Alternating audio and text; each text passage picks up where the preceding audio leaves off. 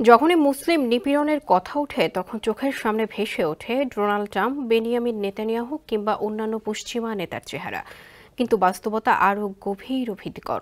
এরা কেবলই দৃশ্যমান পুতুল, যাদের পেছনে কাজ করে অদৃশ্য শক্তি। নম্র, ভদ্র, মুখোশ পরা কর্পোরেট সাম্রাজ্যের কর্মকর্তারা। যুদ্ধ বাঁধিয়ে মুনাফা করাই যাদের মূল উদ্দেশ্য। গাজায় 2023 সালের অক্টোবর থেকে চলমান ইসরায়েলি অভিযানে সবচেয়ে বেশি লাভবান হয়েছে এমন একটি মার্কিন কোম্পানি। এটি ধীরে ধীরে হয়ে উঠছে আধুনিক ইস্ট ইন্ডিয়া কোম্পানি, বিশ্ব রাজনীতির অদৃশ্য নিয়ন্ত্রক। চরম মুসলিম বিদ্বেষী এই প্রতিষ্ঠানের প্রধান লক্ষ্য ইসলামী ব্যবস্থা ধূলিসাৎ করে পশ্চিমা সমাজ ব্যবস্থা চাপিয়ে দেওয়া। অনেক বিশ্লেষকরা মনে করছেন অদূর ভবিষ্যতে পুরো বিশ্ব, এমনকি খোদ যুক্তরাষ্ট্রের জন্য বড় হুমকি হয়ে উঠতে পারে এই কোম্পানিটি। ফাহিম দেওয়ানের প্রতিবেদন, আরও জানাচ্ছেন আহমদুল্লাহ শিকদার।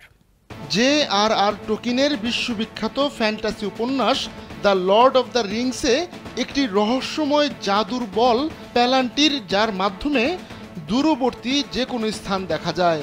শুধু দেখা যায় না, এই বল ব্যবহার করে মানুষের মনের ওপর প্রভাব ফেলে সত্যকে বিকৃত করে নিজের মতো পরিচালনাও করা যায়।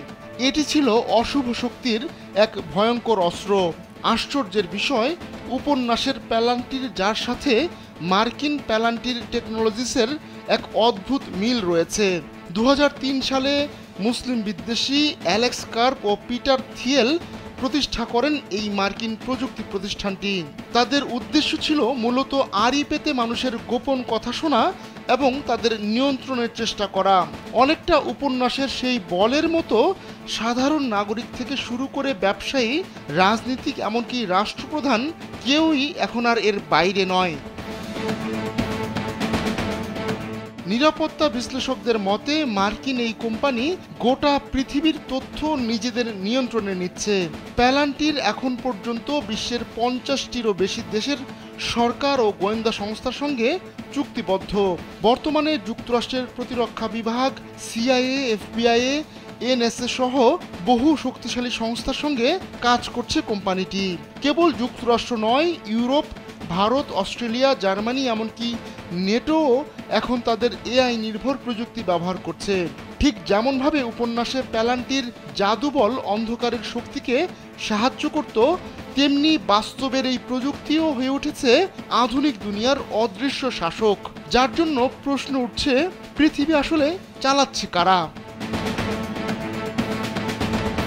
গাজায় চলমান যুদ্ধ থেকে শুরু করে সম্প্রতি ইরানে চালানো ইসরায়েলি হামলায় শীর্ষ কমান্ডার সহ বাঘা বাঘা পরমাণু বিজ্ঞানীদের হত্যার পেছনে মাস্টার মাইন্ড প্যালান্টিরের মতো প্রতিষ্ঠান। ইউক্রেন সরকার প্যালান্টিরের সফটওয়্যার ব্যবহার করে রুশ সেনাদের অবস্থান শনাক্ত করে ড্রোন হামলা চালাচ্ছে।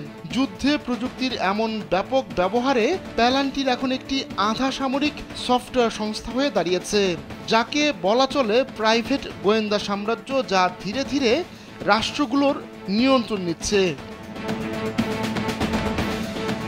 সেই প্যালান্টিরের CEO অ্যালেক্স কার্প ফিলিস্তিন প্রসঙ্গে এক সাক্ষাৎকারে বলেছিলেন, গাজায় যে হামলা চালানো হচ্ছে তা পৃথিবীর জন্য ভালো, কারণ তিনি মনে করেন পৃথিবীর শাসন ক্ষমতা আমেরিকার হাতে থাকাটা নিরাপদ। অ্যালেক্স ইরাক যুদ্ধ থেকে শুরু করে মধ্যপ্রাচ্যে আমেরিকা ইসরায়েলের সব হত্যাযজ্ঞকে সঠিক বলে দাবি করেছেন। প্যালান্টিরের সহ-প্রতিষ্ঠাতা পিটার থিয়েলের ভাবনা আরও এক কাঠি সরেস। এক সাক্ষাৎকারে তিনি ইসলামী শরিয়া আইন বাতিল চেয়ে মার্কিন গণতন্ত্র সারা বিশ্বে ছড়িয়ে দেওয়ার দাবিও তোলেন। সম্প্রতি ট্রাম্প এক নির্বাহী আদেশে অভিবাসীদের নজরদারির নামে মার্কিনীদের উপর গুপ্তচর বৃত্তির দায়িত্ব দিয়েছে প্যালান্টিরকে। বিশ্লেষকরা বলছেন, প্যালান্টির এখন কেবল একটি কোম্পানি নয়, বরং এটি এক প্রকার ডিজিটাল শাসক, যার ফলে রাষ্ট্রগুলোর শাসন ক্ষমতা এখন প্যালান্টিরের অ্যালগরিদমের হাতে চলে যাচ্ছে। এমন দিন আর বেশি দূরে নয় যখন রাষ্ট্র ক্ষমতায় কে থাকবে কে থাকবে না তা ঠিক করবে প্যালান্টিরের মতো প্রতিষ্ঠান, জনগণ নয়। আহমদুল্লাহ শিকদার, কালবেলা।